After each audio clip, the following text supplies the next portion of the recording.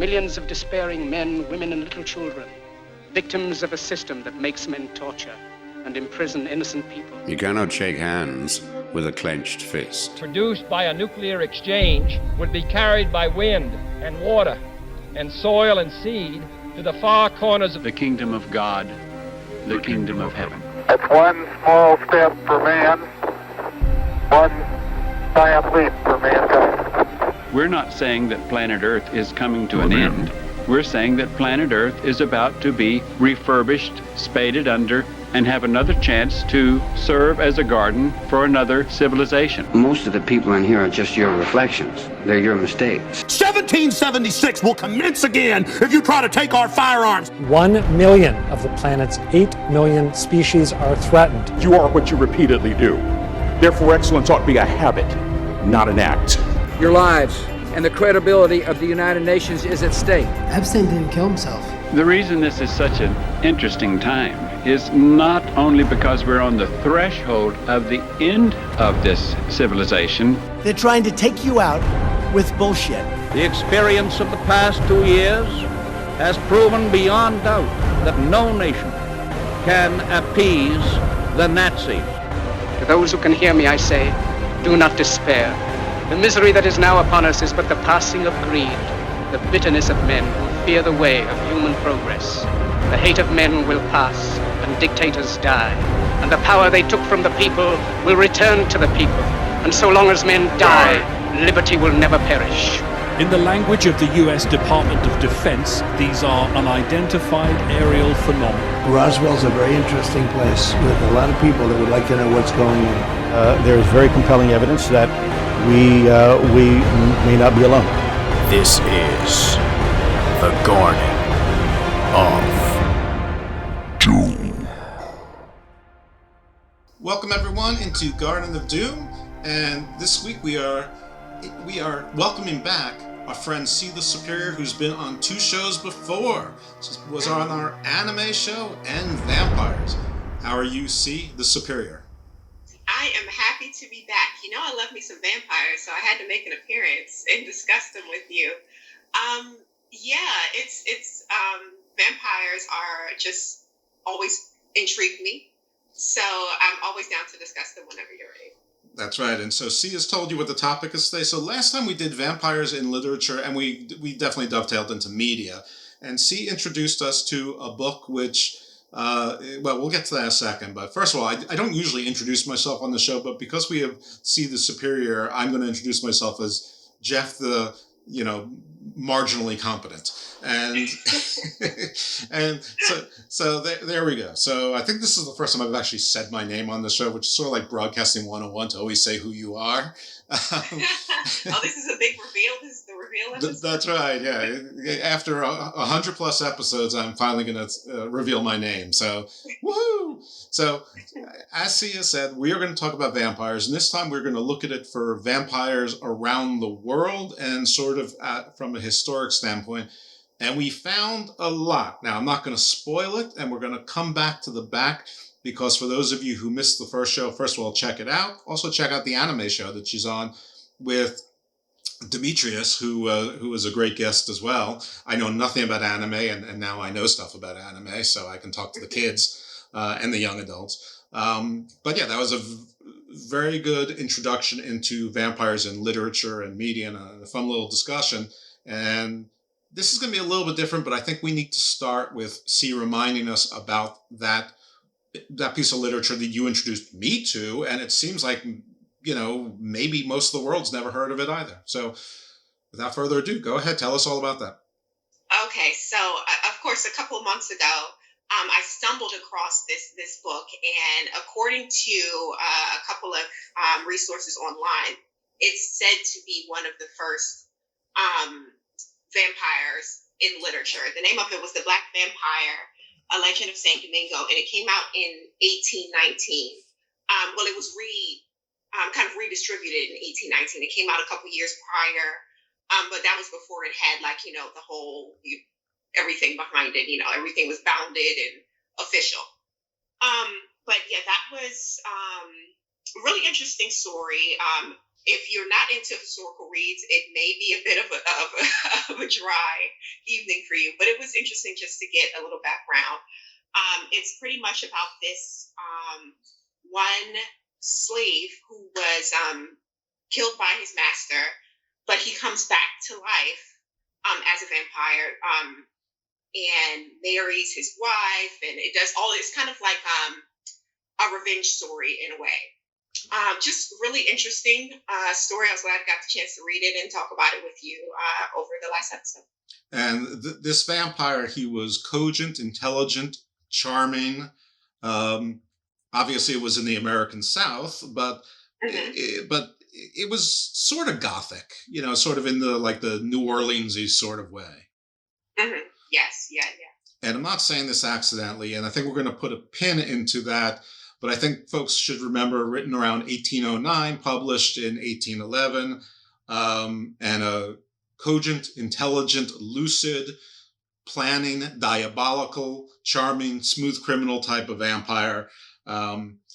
This, I'm not sure there'd be a Dracula without this story. I don't think we can prove that Bram Stoker, you know, an Irishman who wrote this in London or in England, ever read this story, but it's, you know, everyone thinks that the modern vampire is from Bram Stoker's Dracula, and it might be. We're not going to tease the end, but let's just keep a pin in this for, you know, the Black Vampire, which that's the story. That's the title, right?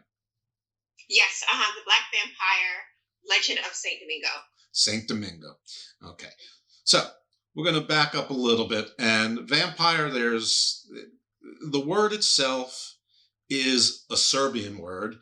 So, you know, there's a country that you don't hear much about, except in terms of Franz Ferdinand in World War I, or in the 90s with the Balkans. But it's a Serbian word of Slavic origins. And the Serbians, of course, you know, claim or are prideful of their Slavic origin themselves. But the Slavs borrowed the word from Hungarian, or from Slavic, the Hungarians borrowed the word. Then it was translated into Austrian and eventually into English, because Austrian is a Germanic language, as is English. So there's a lot of words out there that led to vampire. And depending on who you believe, it was created from a lot of subwords. So the one that sounds the most is the upyre, or the upyre. I've seen it spelled O-U-P-Y-R-E. I've seen it spelled O-P-I-R-E. I've seen a W in there, umpire, as well. Or I'm sorry, an M, not a W. And most of that is like Slavic, Eastern Europe. Well, like Slavic to Russian is where I see that mostly. Strigoi, which became popularized by the Strain books, and what was that guy's name? The professor is like Abraham Sakarian, or I forget, but I am more familiar with that name than I am of like, you know, what was it, Upair one you just mentioned before. So that one definitely got a little more hype than the other one. Well, Umpire, there was this show, it was on Netflix. It had Frumke, whoever played Jean Grey in the first set of X-Men movies. And and this younger actor he was in the movie with Tom Holland that was on Netflix, a little bit of the devil Robert all the time. Pattinson? Could be. No. Not Robert Pattinson. He's tall and thin. He played Tom Holland's father in the movie a little bit of the devil all the time. Anyway. Yes. It's Alexander Skarsgård's brother. Is it right? really? The younger brother. Yeah, I think that's the guy, the younger brother. Okay. I cannot confirm or deny it, but they were in a show called Hemlock Grove, which is about this like sort of rich family who were mysterious and owned, I think, a pharmaceutical company. And it turns out it was a cover for their lifestyle because they were umpirs, which were sort of vampires, but not exactly. So that might be the first place I heard the word, and then I saw it in books. Like sometimes you see things and you just sort of skip over stuff, and then you realize, oh, I've heard that before. So Strigoi, I think the Strain was my first introduction to that. So Strigoi is Romani. And then there's Velku, and then there's the Greek, which is Vyrykolakoi, which is Vyrykolakoi. Koi. Love those Greeks. No simple pronunciations. Except maybe Athens. But okay, it's starting to transition. We got the V in the beginning at least. So the V vampire, I'm seeing the transition here. Yeah, and the funny thing is, you actually look at the definition or the description of the Vera Kolakoi, it sounds a lot more like a werewolf than a vampire. And then, of course, we have vampire. There's other words, too. So, I'm not going to go in order time-wise. I'm going to go in order as to what I found, because the first thing I found was sort of also before Bram Stoker, but definitely after Saint Domingo, and this was Carmilla, which precedes Dracula by 26 years, 1872. The author is Sheridan Le Fanu, and this is a female vampire who was a lesbian, which was shocking in the Victorian era. It featured paranormal seduction, and it was very gothic, and it was interpreted to be about female empowerment and independence from men, which is funny. We were sort of talking a little bit about that in post-production, but it was also gothic. And this is credited as being the first gothic vampire. And, just going back to what we were talking about at the very beginning, no, it's not. You know what? I did. I remember seeing something about this. I believe you may have sent it to me. And I read a little bit from the article. And it did have a lot of sexual undertones. And I was like, okay, well, this is when, the vampires are becoming sexy, since the beginning. And the human lead, I forget her name, she seemed to be very torn between her attraction to this woman. And I wasn't sure if it was because she was a woman or because she was a vampire, or maybe there was, a little bit of both in there. But there was, definitely interesting. Yeah, one has a bit of a social stigma in the 19th century. I guess I think this was also in the American South, and the other, well, maybe a bit of terror. Mm-hmm. So this apparently was inspired by revenants, which are often considered vampires, and revenants go back to, all over the place. But the word itself: Hungary, Bohemia, Moravia, Silesia. And these are all sort of areas that are encapsulated into other countries now. Obviously, Hungary is still its own country, but it wasn't for a long time. Bohemia is part of Germany. Moravia is an area. Silesia, for a while there were the Silesias and the Sarmatians that were sort of the inheritors from the Scythians and all sorts of fun stuff like that. But this is notably after the Saint Domingo book, so this was about 60 years later. And it's weird because there's all these different countries that have such similar stories. So it makes me wonder, where is the common thread? Because clearly now today we acknowledge that these are mythical creatures. They're not real creatures. Well, at least most of us acknowledge this. Yeah, don't speak for me.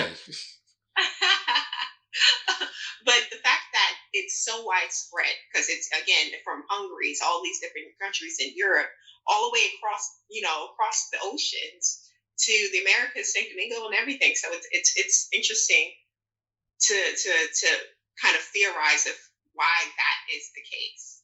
Right, and for whatever reason, I don't know what it is about New Orleans. I don't know if it's because of the French influence. I don't know if it's because of the influence of West African and Caribbean there, that there was sort of the voodoo and the hoodoo, sort of took roots in North America. Well, not North America, in the United States, parts of North America, or what, if it's just because it's always been a fun city. But a lot of this stuff sort of takes place in New Orleans, and, Anne Rice, famously featured there. And I segue into this because there's a New Orleans story, Jacques the Comte de Saint-Germain, and he's in the 1900s. He's very Lestat-like, except only when Lestat is charming and not sociopathic.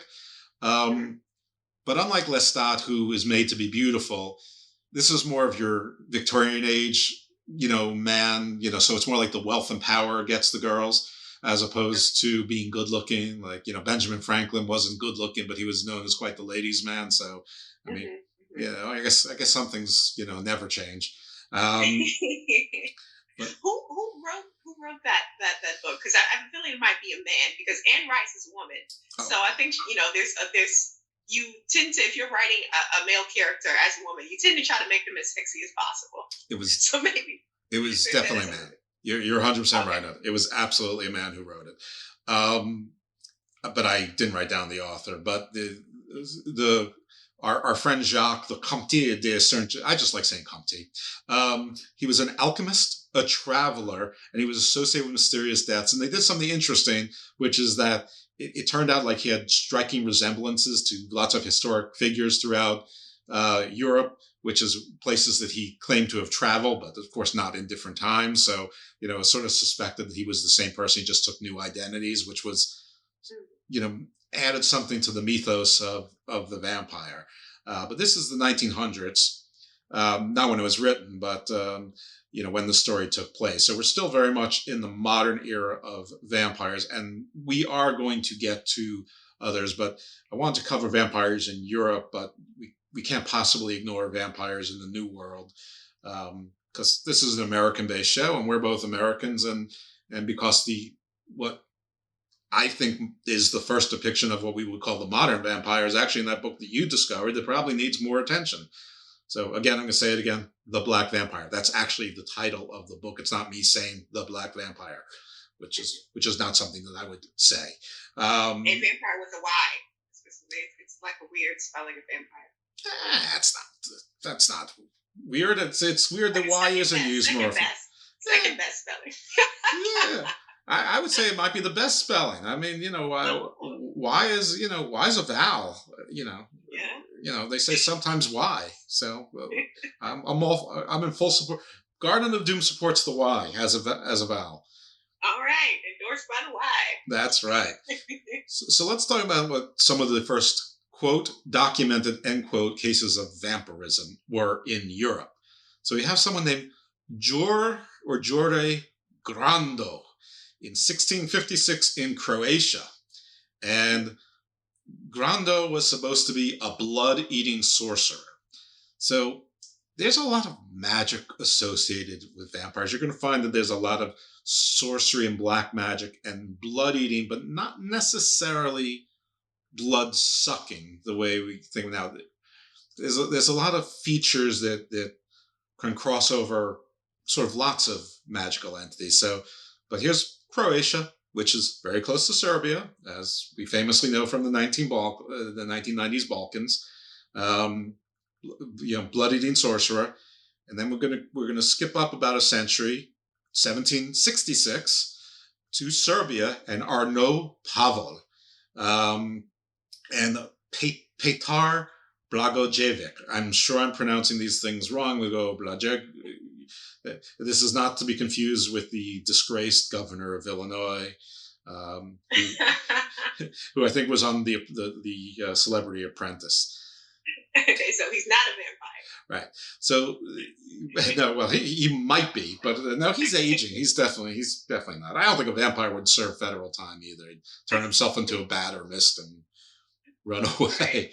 So these are also sort of blood-eating sorcerers, blood-drinking, eating bodies, sort of almost like, a lot of... So people who come in afterwards and try to interpret what these things are about, try to tie them as explanations for different types of diseases. We saw that in Midnight Mass a little bit, where the doctor was explaining like a blood disease that led to thin skin and light intolerance. Some of these we're talking about other diseases, which maybe there weren't explanations for, cures for. Some people had, they would get so feverish that they'd sort of stumble about and almost look like they were the undead, and this was. And as much as we like to sometimes think about people in the past and say, listen, they thought exactly the same as we did, it was more like religious fervor was really more the norm then than it is now. The church and state were one thing, and you sort of had to belong to that type of thought process for better or worse, because that was just the norm. That's what all the cool kids were doing. Or else, pretty much. Exactly right. In 1732, we had a Hungarian case of an unnamed vampire who returned to life after death and haunts its relatives, makes them ill, and causes their deaths. So this recurs a lot, that you have someone who returns to life, but haunting relatives sounds more like a ghost, doesn't it, than the vampire? Yeah. I would guess it would be a ghost, but there's a lot of intertwining with these creatures. Yeah. You know what I find interesting? Something you mentioned just a moment ago, how it was a lot of like blood being devoured, but not a lot of blood sucking. Mm-hmm. And of that time, at least around that time, maybe not exactly, but there was the practice of bloodletting to get rid of illnesses and stuff like that. So I wonder why there was this correlation between blood being bad, but these creatures, so maybe that was the reason why they thought these were evil creatures, because they had this mentality that blood was bad, so you have to let the bad blood out, and these creatures are evil possibly because they drink the bad blood, or I don't know, just interesting. That is a very good interpretation, and it could be like accept the the scientific medicine and don't accept other what now people like are into Eastern medicines. Back then they were probably being introduced to medicines from what we call the Near East now and Africa, and they're probably trying to distinguish Christian medicine from other medicine, and maybe that had something to do with it. It certainly fits with the era, which the era is basically the last 1,500 years or so on that front. So yeah, that's a good theory. And there's a lot of vampire stuff where they come after their relatives first. They come to the people that they love, or they remember their familiars. Stephen Jerusalem's Lot definitely played into that they come after their family first. So yeah, and makes them ill and causes their death. So that might have to do with like the Black Death and contagiousness, and it might have been an allegory or metaphor for that. Who knows? But one of the strange things is that there's stories with all these people in the Balkan area where after they reburied them properly, which was, what you did after you killed them, you had to rebury them. Like a lot of it was like they were never properly buried. That's sort of like one of the reasons that they claim they came back to life, is that the bodies were very red. And then when they punctured them, like fresh blood would come out, which I don't know what that's all about. I don't know what causes that. I know that blood pools, in dead bodies. I know that from TV shows, not from actually being a murderer, allegedly, and keeping a collection of bodies in places that you'll never find out. But confession is all on tape. It's all. This is alleged. This is all hypothetical, of course. Can't prove anything. And does the Garden of Doom really exist in this dimension or another? And does the laws of Earth apply to another dimension? I'm not sure. You can't. It's an interesting question. There's actually a federal case where a federal judge dismissed a case against Satan, saying Satan is not subject to the laws of man, and that's what? Yeah. Satan was on trial. Well, somebody sued Satan, made its way up to the federal appellate courts, and a federal district court judge ruled that Satan was not subject to the laws of man, and the appellate court upheld that. So there's a decision somewhere, which I only say this because there's lots of things that may not be subject to the laws of man, like everything that's going to happen in space is not necessarily subject to the laws of man. So, interesting topic for another episode. Yeah, Garden Views, we're sort of going in that direction. But an asteroid or Mars, not necessarily Satan, but there is precedent, not subject to the laws of man.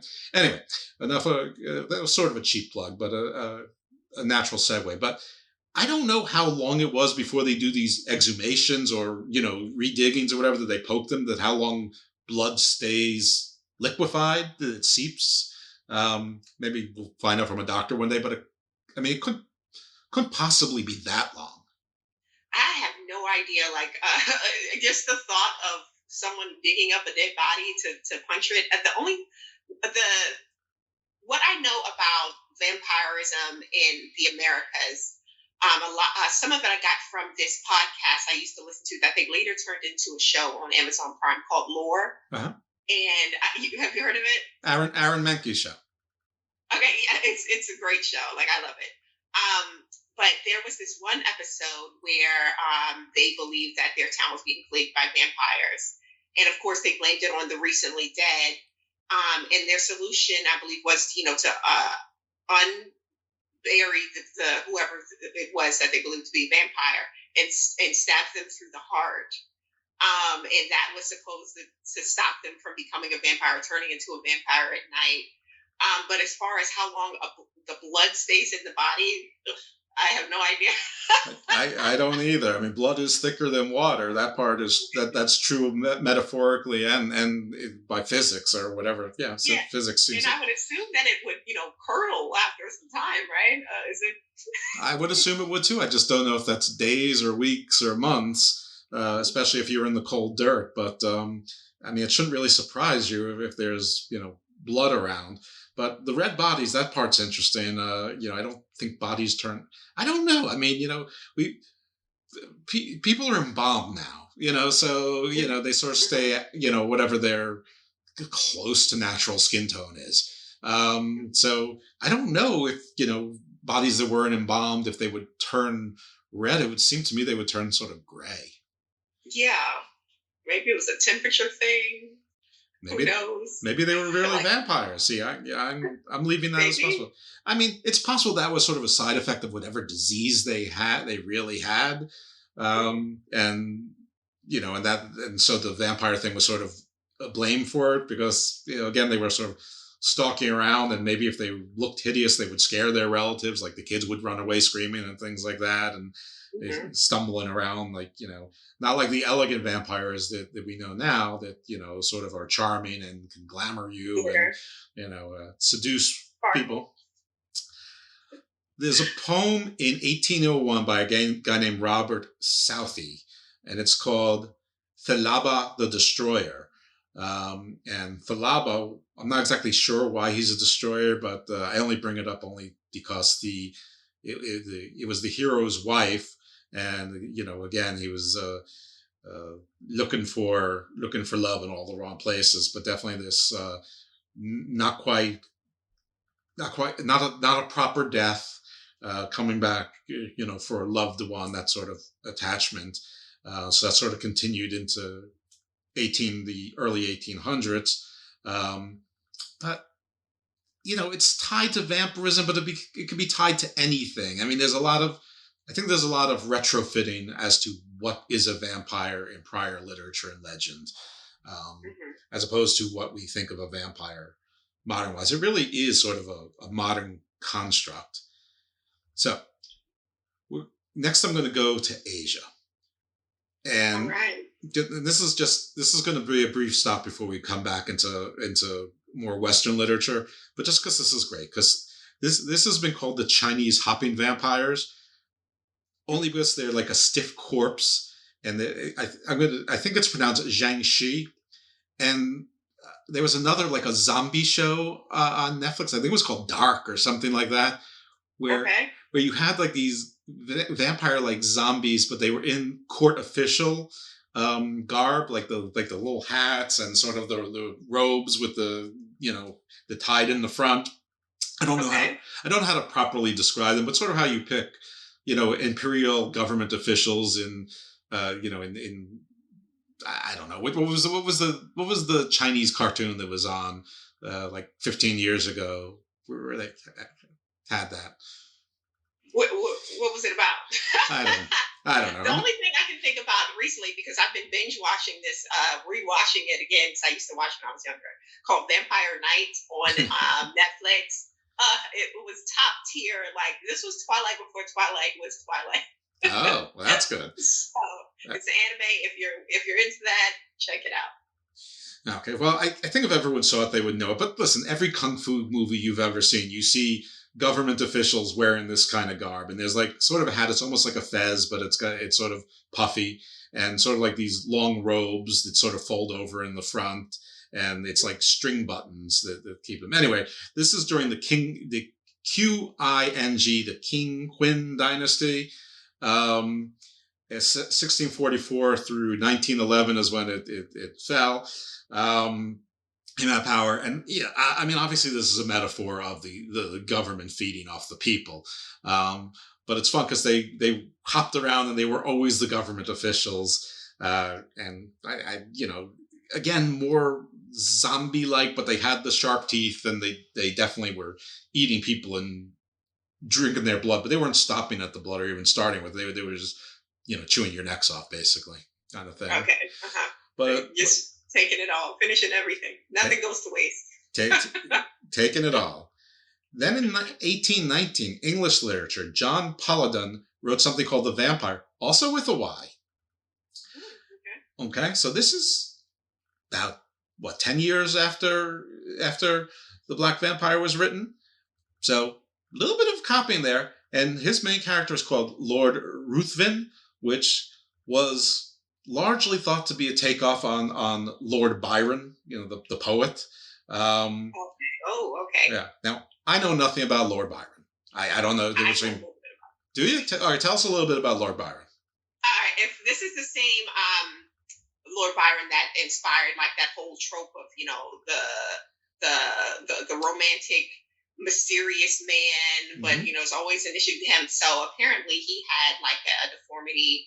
I think it was his foot where he was just very self-conscious about that, had whole issues with his mother. But he was a lady's man and a man's man. And he had a very interesting romantic life and horrible father, apparently, abandoned his children.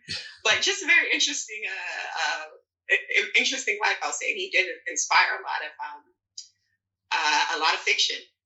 And what didn't he have a couple of like really famous quoted where like isn't he like this the center cannot hold, things fall apart? Isn't that Lord Byron?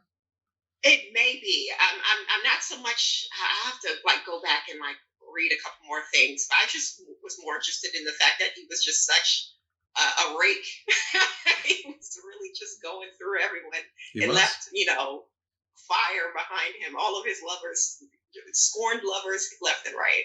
Well, I'm not sure that John Paladin maybe wasn't one of them because he portrayed this Lord Ruthven as a satanic English lord. So again, very much the feudal system, the lords, Downton Abbey, but without the the benevolence. I mean, and so the rich sucking off the working folk and the poor and the land, and certainly a theme that really never gets old and never stops being new or current.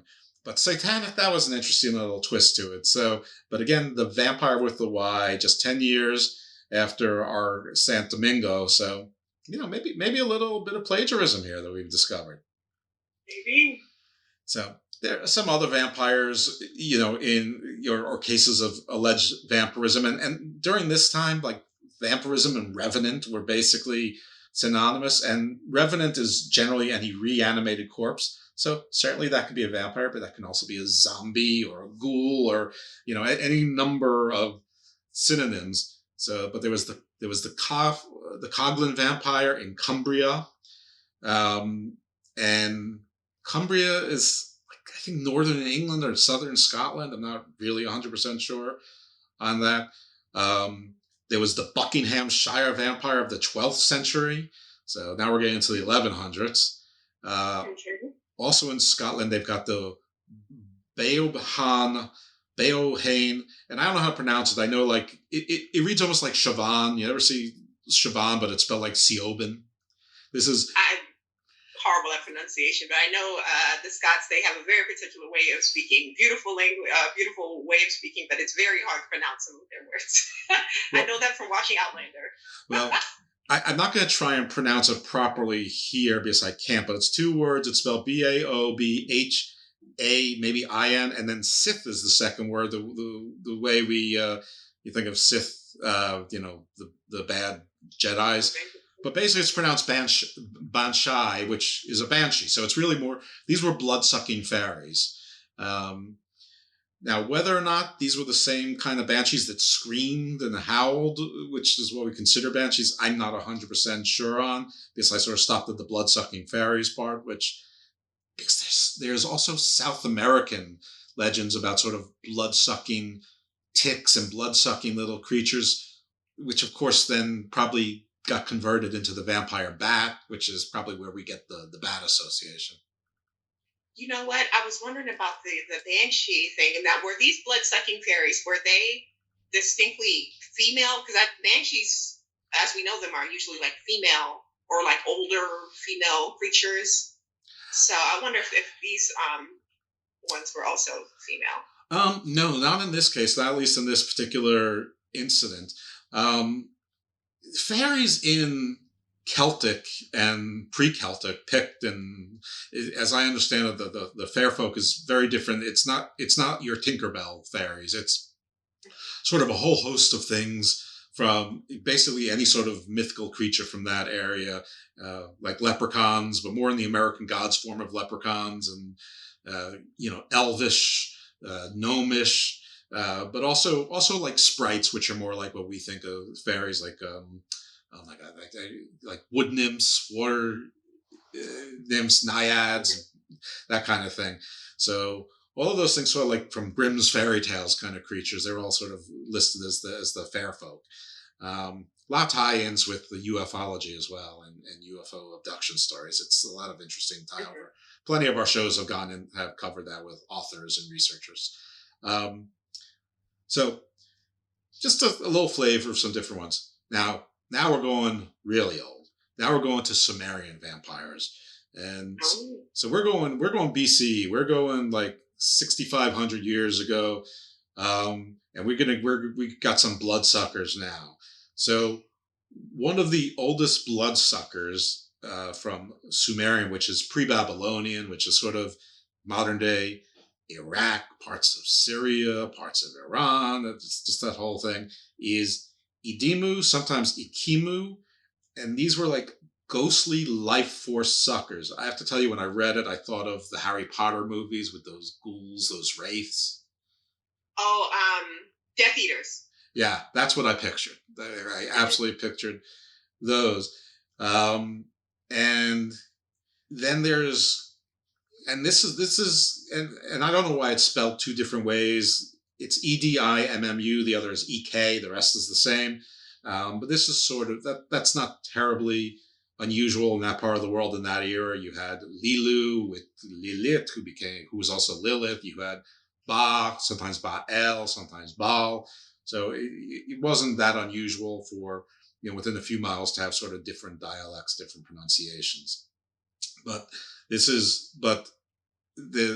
sort of focused on the blood as being the life force, which I guess it is in a lot of ways, right? I mean, you need it, you just fine.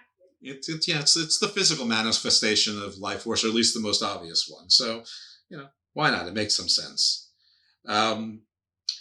We have, but they also they were like a cursed dead person, and it seems like it was that it wasn't because they were buried improperly. It was due to some sort of unredeemable sin during life, and that sort of repeats and carried forward even into the improper burial. Because sometimes the improper burial was because they didn't deserve a proper burial, and so they came back as a vampire because there was some sin. And obviously this is pre-Christian. It's pre-Jewish. It's pre-monotheism. It's almost like a prehistorical sin, and this is sort of like the dawn of writing. So some of it's even pre-written sin. So pre-Hammurabi even. So I just find that interesting that the concept of sin existed before we really before we claimed it in Christianity. Right. Yeah. So but everything's borrowed and built over something else. I guess I shouldn't be surprised. So let's move a little bit to Latin America, and from Mexico to Puerto Rico, we have stories of something that everyone's heard of, the chupacabra. Mm-hmm. You know the chupacabra, right? Yeah, I know all about the chupacabra. That's the scary one. It definitely comes after you, according to tales. Sucks your blood, rips you up. Just very scary. Something to tell your kids to keep them scared at night. That's how I think it originally came around, because was always kind of just told as, you better be good, or the chupacabra is going to come after you, or so. Just interesting. Yeah, definitely like sort of almost like a boogeyman kind of stand-in. Now, the description of the chupacabra is anywhere from sort of like dinosaurish to demonic monkey, almost like a mandrill with a tail. So people were saying that maybe it was like, feral, or I don't know, monkeys get rabid, but sort of like, rabid monkeys or coyotes or jackals that had rabies or something like that. But, every time livestock was killed, it was blamed on the chupacabra, and oftentimes drained of blood as well, which I don't know if that's myth or just, by the time they get to the livestock, it's bled out, and whatever the case may be. But yeah, the chupacabra, also something tied to vampirism, though. I mean, it could also be tied to a lot of different monsters as well. But werewolves and everything else. Sure enough, it sure can. So we even have like descriptions that are similar, though, to the chupacabra as far as Russia and the Philippines. Now, the words are different, but it's sort of like the same description: livestock drained of blood, and again, sort of to, maybe to scare kids, or maybe because they're really out there. Mm-hmm. You know which one I go with. There's this YouTube channel I used to watch. I believe it's called not Epicurious. It's escaping me, but they do like animated historical events, and they had one about this soldier in the Philippines and how he was able to win the battle by scaring folks into believing that he was like this vampire entity in the jungle. And I wish I could remember the name of this channel. It was just really interesting. That was the first time I remember hearing about vampirism in the Philippines. But it was just an interesting story. I'll try to see if I can get it before we end the. I've seen that story somewhere, not in a cartoon form, but I've seen that story before. I don't know if I saw a movie or if it was like a Twilight Zone kind of thing or whatever, but I've seen that with I think instead of a Filipino soldier, it was like a lost Japanese soldier in the World War II era. Oh, okay. That could be the case. It's been a while since I've seen it. I just remember distinctly it was like, okay, this is interesting. So I should have had it written down. No, I think they stole an older story and modernized it by making it a Japanese soldier who was sort of like the World War II is over, but how they always say that there were Japanese soldiers on islands that didn't know Japan surrendered, and someplace there's still a Japanese soldier out there fighting the war. It was sort of like that, but the Japanese soldier was being stalked by this creature. With World War II, what do they call those carbine rifles, and the Japanese soldier became the hero, even though it was the Western, I think it was American, basically being stalked by a monster. At the end of the day, he's a human, even though World War II, they were the bad guys to us. And I think he killed it eventually with the like a bayonet, like sort of like a tiger trap kind of thing. Clever, but but that was definitely it must have borrowed off of the story you were talking about. All right, now, folks, I try to promise the show I'm not going to babble too much about Lilith, because I babble about Lilith a lot. But Lilith is often talked about as being the first vampire, at least the mother of vampires, and this goes back to Egypt, the Nile, the Euphrates, the Tigris, Persian, and the name is Estries, Estries, which is a demonic shapeshifter. So we see a lot of that, but shapeshifting often is associated also with witches, but also werewolves, magic, skinwalkers. But vampires too. They've sort of adopted the traits of lots of other things. Turn into a bat, turn into mist. Some could turn into a wolf. It's sort of like that's what I was always found it odd that the wolf kind of came in there. If that's supposed to be like distinctly werewolves, but there are some that turn into werewolves and all of that, and even like other people, they can shapeshift to look like other humans. There are some vampire legends, and we're going to get. Well, obviously, you looked into this already, so you know that, but we're going to get to those as well. So Lilith, but also Lilith's daughter was also considered possibly the first. I think that's right. I think that's name is Estries, at least the Persian version of her name. I mean, of course, depending on who you believe, Lilith had 100 monsters a day, children or something like that. But in Greece, you have necromancy tied to Hecate or Hecate.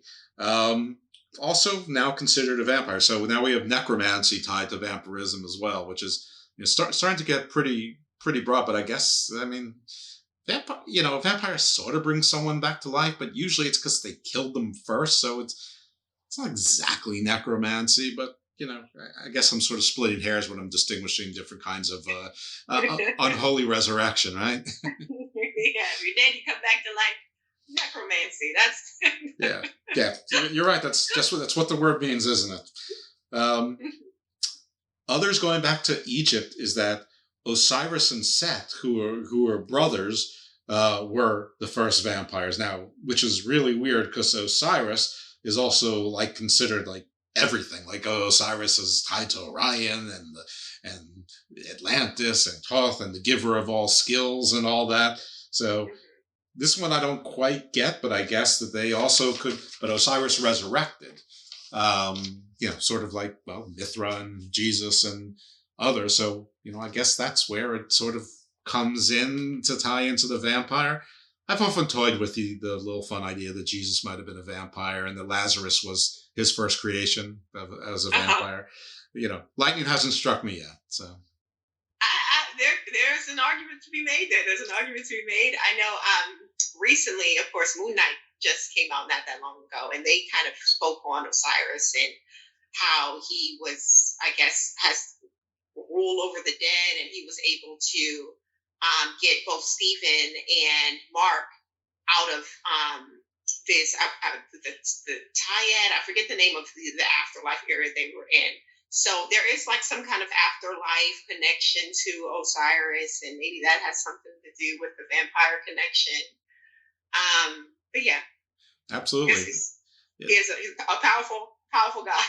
Egyptian mythology is wild. It's just a lot of fun. Moon Knight, some people love it. I'm not one of them, but not a fan. Oh. And I should be, because it's everything I love. It's superheroes, it's supernatural, it's mythology, and I like Moon Knight. I like his powers. I like how he sort of moves like Batman, but he's sort of strong like Luke Cage and sort of, impervious, heals a little bit like Wolverine, all the voices in the head. I could have lived without that. Really? I thought that added a little something, added a little spice to it. I am not saying I'm right. I'm just saying I didn't like any of the characters. I gotta tell you, and the woman Layla. First of all, I didn't like her. I don't like how every random person is a 10th degree black belt in every sort of martial arts at age 24 or whatever she was. But also when they create a new superhero, why is she exactly like the Falcon?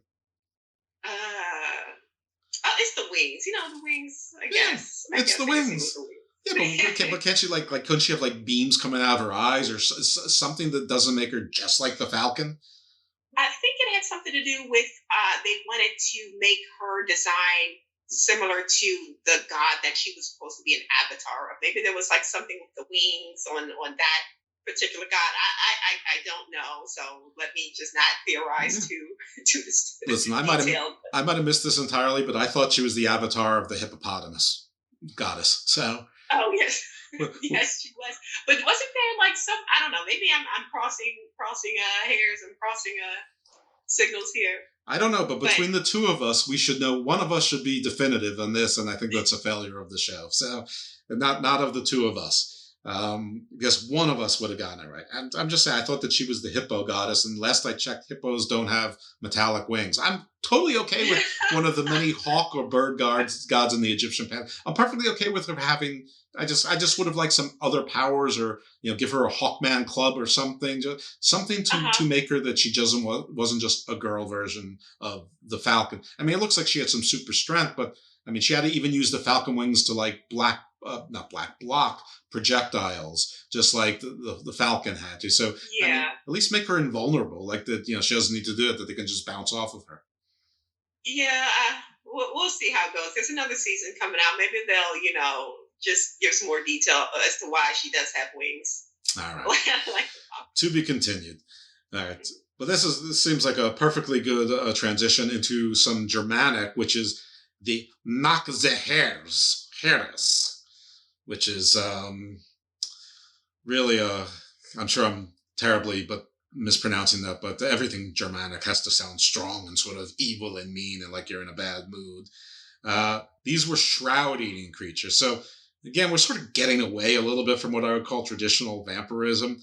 And obviously that's been a theme almost since, minute 10 in the show, and it's not going to change anytime soon. But shroud eating is like eating the dead, a little bit different than necromancy. It's more like necro-buffeting. mm-hmm. So put it all in there. They say, why waste it? Why waste? We're here for the blood, but we'll take the body too. Yeah. How long is that body good for? How long is that ripe to a German ghoul-eating, sometimes vampirish Nachzerers? I don't like German sausage either, so maybe I don't like German vampires. Yeah. Back to Greek, we have our Virekolatios, which again might really be werewolves. They lived on Santorini, the island. I've been to that island. It's beautiful. I didn't see any werewolves. I didn't see any vampires. I did ride a donkey up the crater of a volcano, though, and that was fun and terrifying. It was fun in hindsight. I'm not sure it was necessarily fun on the front end of things. Well, clearly you went to the wrong nightclubs because the vampires are there, allegedly. You know what? At any point in my life, you could safely say I went to the wrong nightclubs. That is, yeah. So in Libya, we have a queen. I think everyone knows the name Lamia, who was a demonic woman who drank children's blood. Okay, there was that's interesting too, because as I mentioned before, that show I watched that was a podcast before Lore, they had an episode with this one queen who would not necessarily drink blood, but she would bathe in blood. Bathory, Margaret Bathory or Elizabeth Bathory. Yes, So it's interesting that like even before this, you mentioned earlier how it's always like seems to be the rich that have like this vampiric traits, and they're preying on the lesser. So yeah, it seems that too has stretched across continents and cultures, and it's definitely been spread around when it comes to vampirism and the rich and all of that. Well, the Bathorys are historic, and they're a really messed up family, and she was like last gen of their sort of fame as being wealthy. I'm sure there's still Bathorys out there that still have residual wealth, but like a bunch of her handmaidens did die. Of course, the legend was that they were all virgins, and there was like 100 of them that died before she was caught, and she bathed in their blood because she thought it would keep her youthful. But there may be some truth that she killed at least one or two of them and did put their blood in her bath to keep her youthful. And we're going to tie that into the end also, because I mean, I think anybody who's familiar with U.S. politics know that over the last 6 or 7 years, there's been this whole thing, mostly associated with QAnon, but it predates QAnon. That, yeah, of course it's Democrats, it's got to be Democrats, but it's said by conservatives that they had like a pizza place in Georgetown, Washington, D.C., where they would bring, hundreds of thousands of babies. There's no missing persons reports from any parents about the hundreds of thousands of missing babies. But that they brought them there and had satanic rituals and drank their blood, and they were all secretly reptilians, of course, led by Epstein, Soros, Hillary Clinton, and the whole gang. Of course, that's what keeps Joe Biden young. It's working so well. Yeah, really. He must have gotten the skinny kids. I don't know, something. But drinking blood. But we're gonna put a pin in. We're gonna put a flat stop on that one, because I don't know. I don't even know how that got purchased in like mainstream America or anywhere in 2022. But okay, it's right. Well, like anyway, any time after like 2000 BCE, it probably had no real place. But the demonic woman drinking children's blood or people's blood, not unique at all. Malaysia, they had the Pontiac woman, which again I'm sure I'm mispronouncing it. I want to say Pontiac, like Michigan, like the old car brand, but I'm sure it's not pronounced that way. But again, a woman drinking children's blood, and we've seen this before. We were discussing before that the succubus is from Greek mythology. Lilith was also said to seduce. Maybe she seduced Adam. Maybe she was never really intended to be the wife. Maybe she was always an evil spirit. But lots of witchy women, sorceresses, succubi, I guess from seduction to possession to drinking children's blood, it's one skill set, Yeah, it all leads together. Yeah, I mean, you can't do one thing; it gets tedious. The Indian goddess, god Kali, blood rituals associated. Yeah, her. Kali's a her, I think. Blood rituals associated with her. In Judaism, someone named Akula, also sometimes associated as being the daughter of Lilith, a succubus who would possess and drink blood. Now we're going to Azerbaijan, or someplace they call Junior Turkey. But Azerbaijan, you had these troubled spirits called the Hordans, or again, I'm spelling in English. I don't know if I'm pronouncing it right, but this was a bad ghost, evil ghost, as opposed to Casper, who would drink human blood, but was also a shapeshifter and could often take not just the shape of animals, but humans as well. Mm-hmm. Now, we talked about our friends, the Strigois and the Romani, and it is thought that this whole concept of the Strigoi may date back to Dacian mythology, which were peoples who occupy what's now Romania before they were Romani, about 4,000 years ago. Same kind of thing, sort of like these mindless, angry creatures that would come back from the dead and eat people, basically. In the Caribbean, we have a word that spells distinctly Greek, Sokoyans, but it is in fact a succubus, and actually it doesn't read that terribly different than succubus, which I find to be maybe a crazy coincidence. Now, I'm not sure of the origin of that. I don't know if that was imported through the transatlantic slave trade or that was from the indigenous. It might make more sense if it came from Africa, because certainly by that time, legends like the succubus had long made their way throughout the world. So that seems to be more likely. I think it would be much more cool if it was, from the indigenous, the Caribs or the Arawaks or, whatever tribes were there, and the word was similar, because that would just convince me that they're actually a real creature with a real name. Yeah, it could be word of mouth. It got transferred over. If it was originally there, that would have been really something to theorize about. But are these are like similar to the succubuses? You said they're very sensual and sexual in nature, but they just also happen to drink blood. Yeah. Now, I'm not clear if they're actually beautiful as well, or if they just sort of use some sort of mesmerization, some sort of sorcery to seduce you, regardless of them being ghostly apparitions, or if they actually are creatures of great beauty. And I'm not sure about that with a lot of them, but like Akula definitely was Lilith, supposedly, but, there's every interpretation of Lilith. Succubus or succubi are supposed to be beautiful. Definitely most of them are thought to be beautiful, but then again, it could be like, the siren song where while they're singing, you see a beautiful woman, but as soon as they start to eat you, then you see that it's like a treacherous sea hag with like harpy talons and... the catfish, the original catfish. The original catfish, that's right. It's like a sea hag with wings and talons and forked tails and things. It's too late. Too late. You're already in her grasp. Now, in Portugal, they call this a bruxa, which sounds a lot like bruja in Spanish, which is a witch.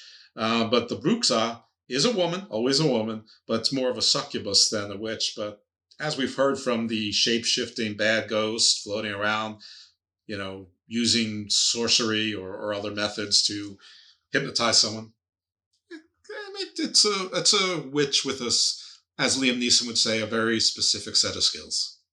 Yeah. What's that Skeletor line? We said, just like a woman. Is that Skeletor? I don't think that was Skeletor. It was one of those. It was animated. I think it was Skeletor or or one of those Transformer guys. It's going to escape me. Megatron? Yeah, maybe it was Megatron. I mean, Skeletor did have Evil Lyn in his little brood, so maybe it was Skeletor.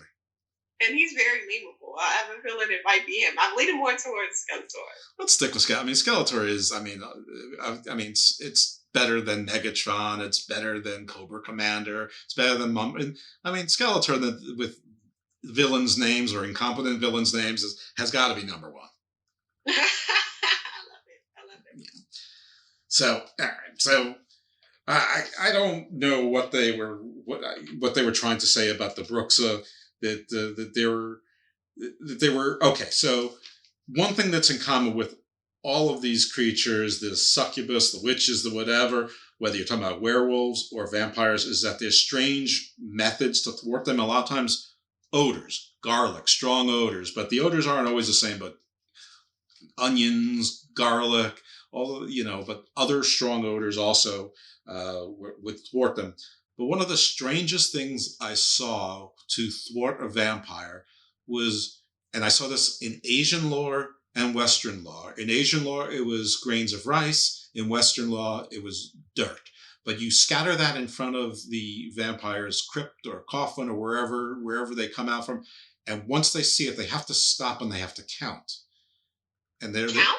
Yeah, like the count from Sesame Street. They're compelled to count like the grains of rice or the grains of dirt on the ground. So if you put enough of them there, they will count, from sunset back to sunup, and then they have to get back into their coffin again, and you can just repeat.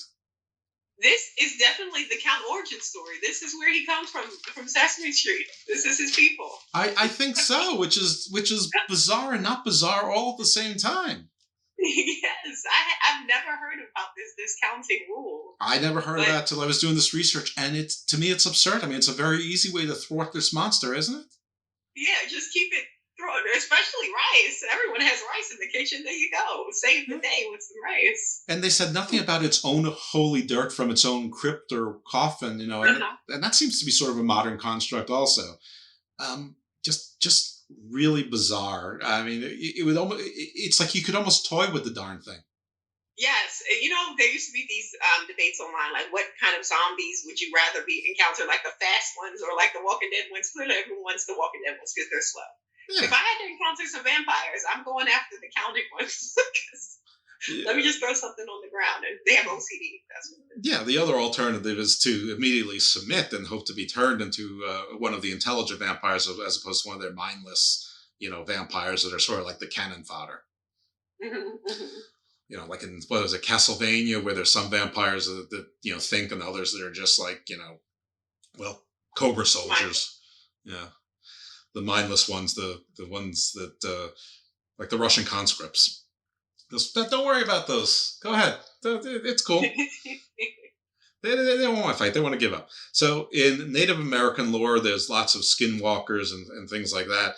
But I want to talk about one that's in sort of in northeastern U.S. now, sort of Maine, southeast Canada, something called the Skadagamukta.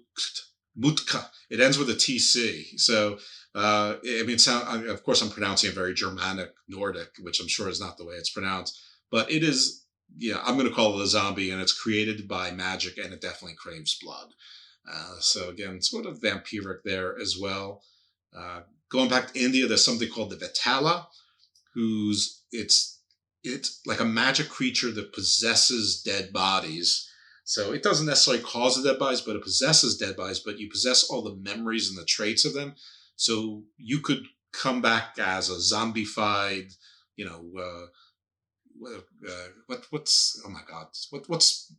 what happens to bodies when they're buried? The word, I can't even think of it right now. When they biodegrade. I have no idea. Now it's passing to me. I know. I'm sorry. I gave you my brain freeze is contagious. Anyway, basically leprosy, but not leprosy. Like what naturally happens when you die. Getting old sucks. Anyway, but they could also possess decompose. Right? You can be in different. Yeah, you could be in different states of decomposition, or it could be you could find a beautiful supermodel and come back and be a beautiful supermodel just with an evil demonic soul. So, so the Vitala, definitely a lot of versatility there. But, I think there's a limit to how long they can be in any one body. So I guess it's somewhat limited. Maybe you need to pay off somebody in the morgue or, whatever the equivalent was during this era. There's something called the Layak in Bali, Indonesia, and this was also a shapeshifter, but this shapeshifter had razor-sharp fangs and used magic. So this is sort of like our first razor-sharp fangs and shapeshifting as well, with the magic that's less zombie, less werewolfy, and more like, what we think of the physical abilities of a vampire with like sort of like the saber-toothed teeth. So I like that.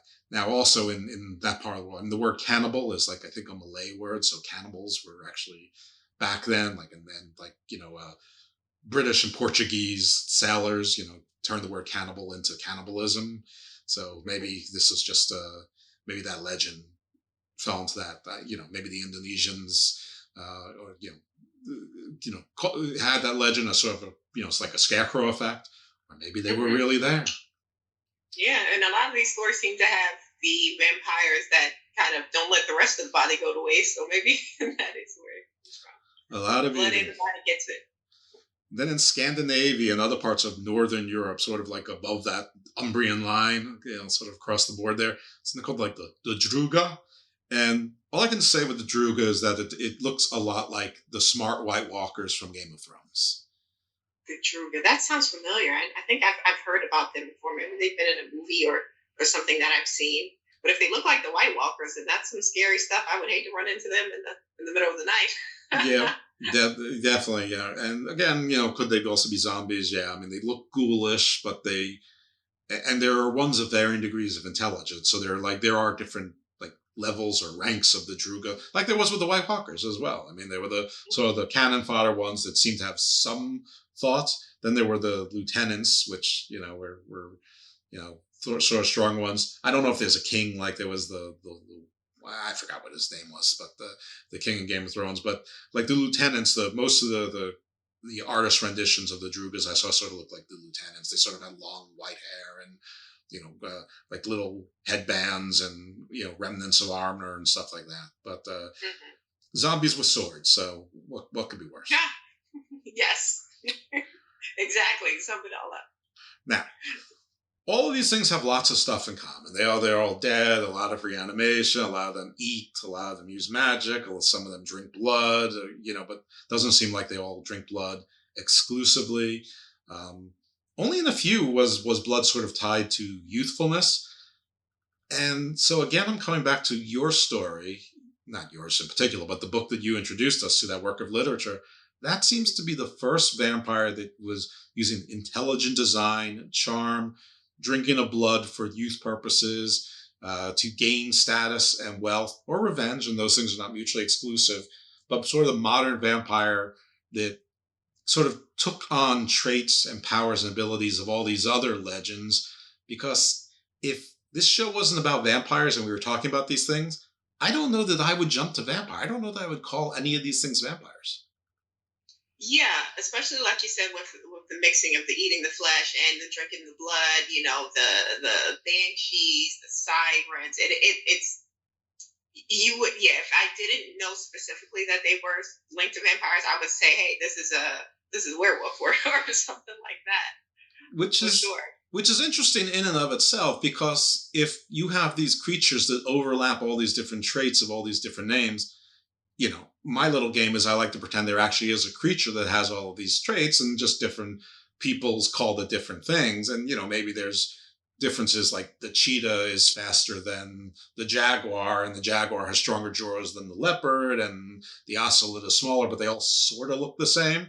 And sort of like that. So there's different maybe breeds or species, but it's basically of the same family of, I don't know, griffin-like, livestock and small children eating beasts out there that maybe were hunted to extinction, or whatever it was that became the stuff of legends, or in my world are still out there and I'm waiting to find them to have them join my evil army.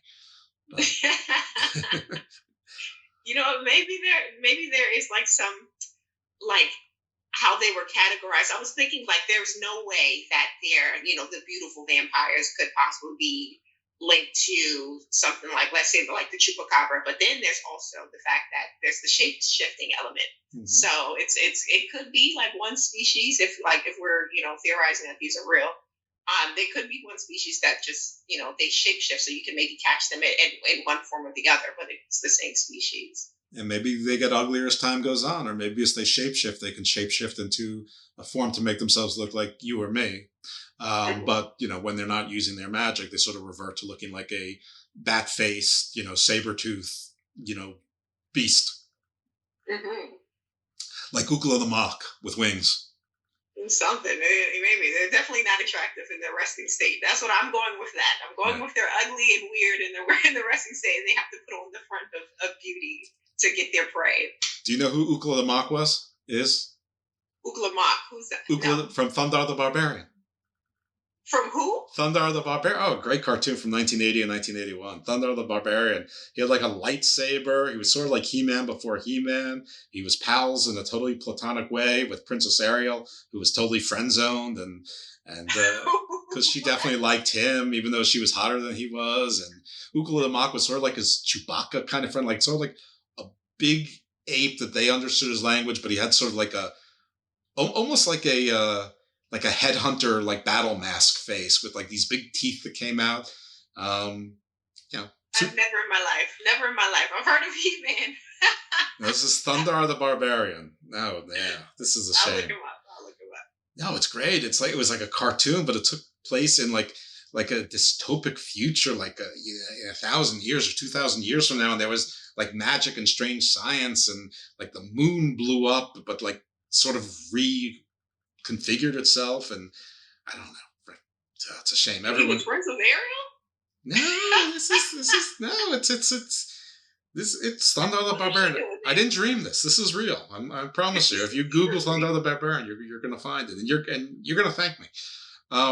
Okay, so this is a wild coincidence, but just a few days ago on Science Now, which is a website with science news, they actually published an article that the blood of youth, like drinking blood, youthful blood, may actually help keep people young. So the QAnon thing that before we were giggling about and scoffing, and the Bathory thing that we were talking about, and the vampire thing, it may not be fiction.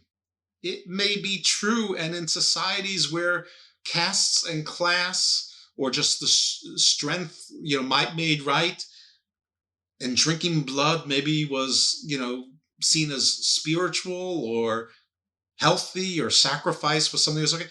Maybe there was something to it.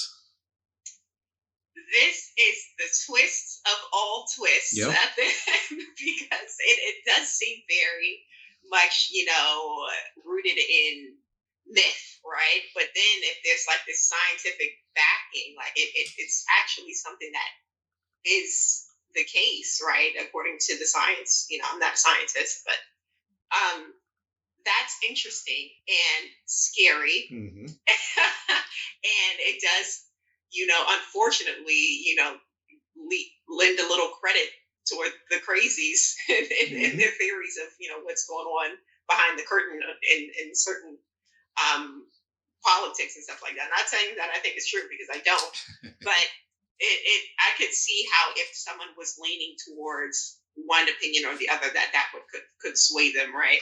Mm-hmm. But it's just a scary thought. And how did they even? Who was looking into this? These are all wonderful questions. So, point number one is, it's not an accident I didn't share this with you, because I wanted your spontaneous reaction to this. Number two, yes, that's the natural question. Who studied this? Who greenlit this? And who they're saying? They were doing it in animals. I mean, which is still horrible, but nobody was actually drinking human blood. Allegedly, as far as I say, they did this. I think it was in mice, and and which is horrendous. But I mean, I think we all close our eyes to a lot of things that we do to animals for humans, from how we eat to everything else and medicine. So, I don't know how you determine that a mouse or a rat is more youthful than its counterpart, but I'm sure there's ways by their energy level, the amount they eat, or the amount they run around in the day or whatever. Nevertheless, that doesn't mean it doesn't translate to people. But no, as far as I know, there's no study involving people. I sort of hope not, but I sort of hope like in a Hydra, lab or Chaos or Spectre or one of those evil organizations, Cobra, maybe maybe it was stopped. Mengele maybe did it, and something. Maybe there is data out there that we don't have to. Yeah, it has to be. That's the next step. It's the first animal trials, next step human trials. That's how it goes in all the movies. Yeah, but with other science news sort of tied in without specific articles, it may not be necessary because they seem to be able to.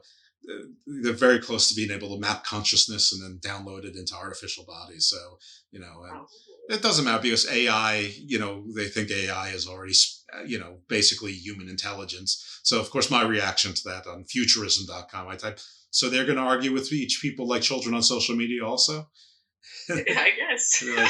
But, we're so close to the singular. I'm just not sure what's going to come first: the global collapse due to the environment, global collapse due to war, or the singularity. Where Skynet, fully takes over, and or the aliens come. I'm rooting for the aliens because, of course, I will collaborate with them. I will be like their evil governor down here to do all their evil bidding. That might be the best option out of what was given. Please be the alien. You know what? In real time, it may sound cruel, but the victors write history, right? Yeah, that's true. I will, believe me, I will, you live long enough to see yourself become the villain, but if you prevail, you write yourself as the hero. And that's what's going to happen. That's what's going to happen here. This is a very Garden of Doom perspective. But the fact that there is some scientific evidence behind all of this, it's wild. And it's that's mind blowing, crazy. So I think my conclusion from the research on vampire, getting back from that sort of semi-terrifying, well, maybe completely terrifying possible factoid, is that the modern construct of the vampire is basically 220 years old or so. Before that was, all sorts of different traits that could be attributed to lots of different kinds of monsters, myth, and legends, not necessarily limited to or even necessarily attributed to a vampire then or now, and that the modern vampire was created by, in the book, The Black Vampire, featuring Mr. Saint Domingo, and then built upon either knowingly, I do believe in divergence, which is sort of like the same thing with our leopard and jaguar little example, but that specifically with when you change a character and then the character sort of comes up again.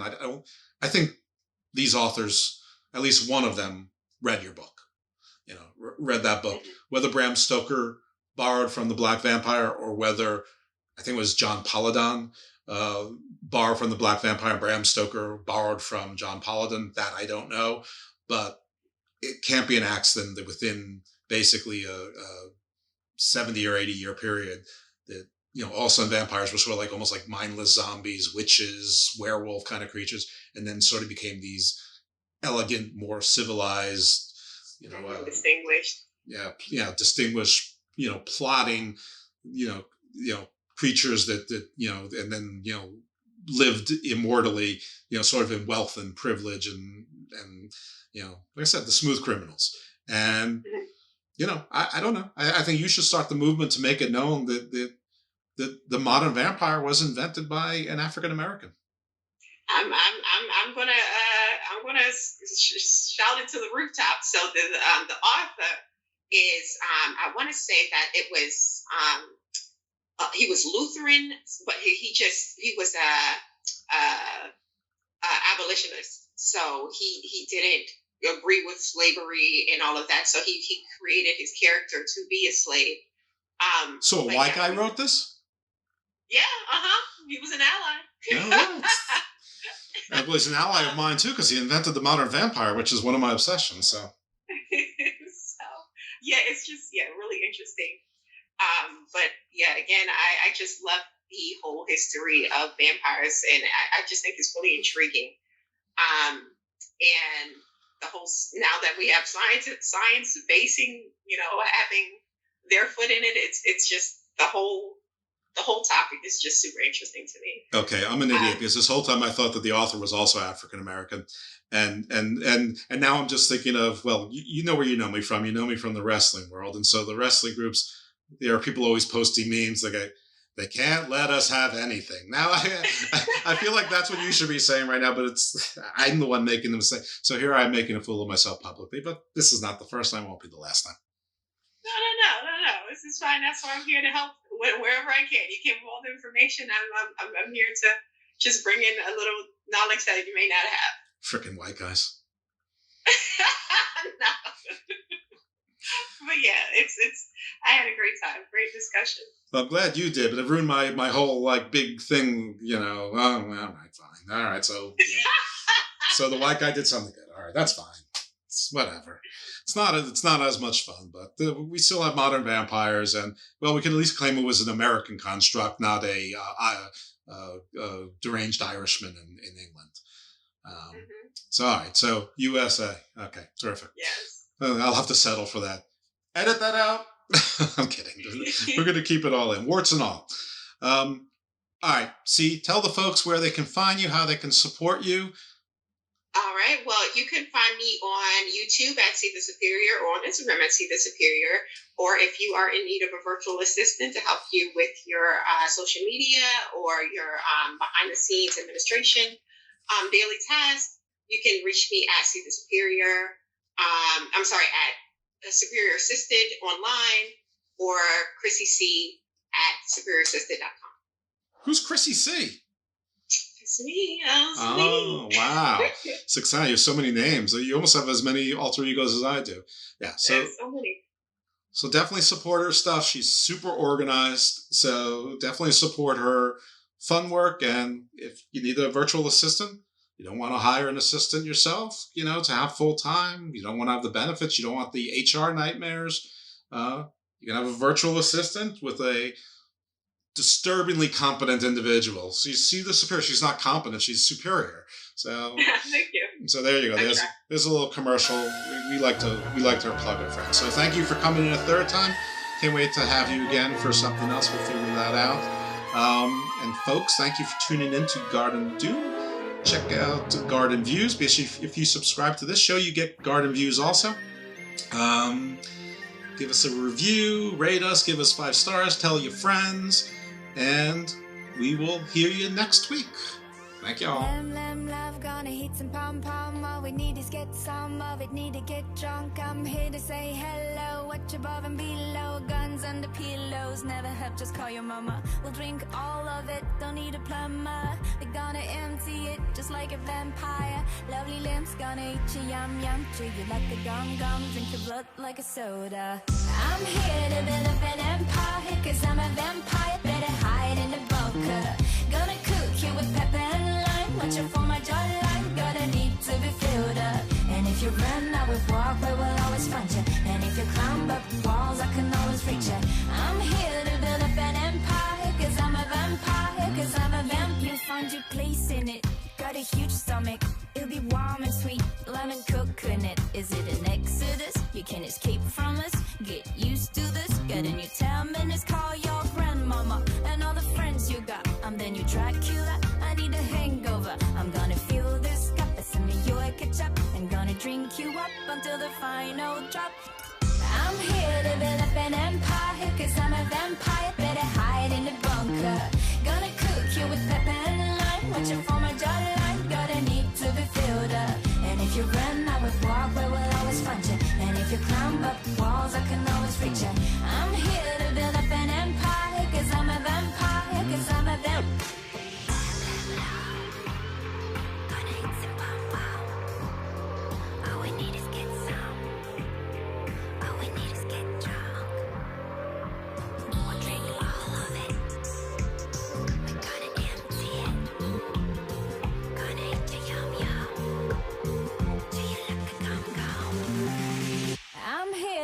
up an empire, cause I'm a vampire, better hide in the bunker. Gonna cook you with pepper and lime, watch it for my jawline, gotta need to be filled up.